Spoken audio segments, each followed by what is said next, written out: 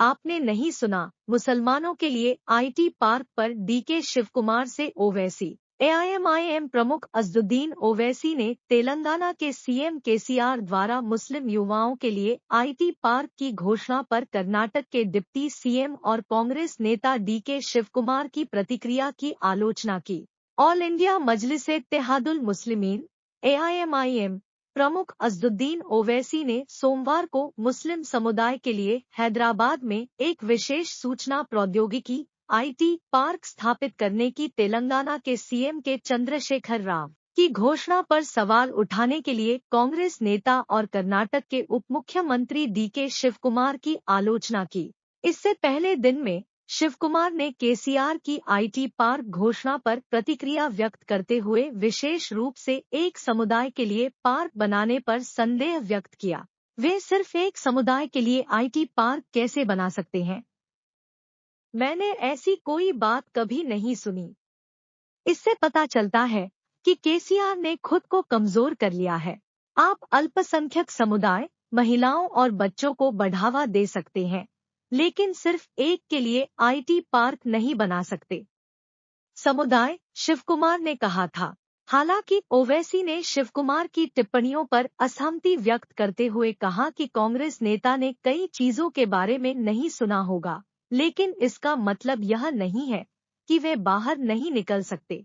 प्रिय डीके शिवकुमार, आपने कई चीजों के बारे में नहीं सुना है, इसका मतलब यह नहीं है कि वे असंभव है। यदि युवाओं, बच्चों और महिलाओं की कोई जाति नहीं है, तो आपके नेता जाति जनगणना का वादा क्यों कर रहे हैं? सच्चाई यह है कि मुसलमान, बीसी, एससी और एसटी को उन नुकसानों का सामना करना पड़ता है जो प्रमुख जातियों को नहीं होता, ओवैसी ने ट्वीट किया।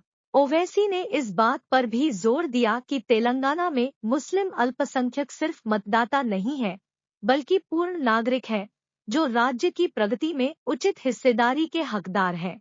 एआईएमआईएम प्रमुख ने कहा कि मुस्लिम उद्यमियों को केवल नौकरी चाहने वालों से नौकरी देने वालों में बदलने में मदद करने के लिए सहायता प्रदान करना आवश्यक है।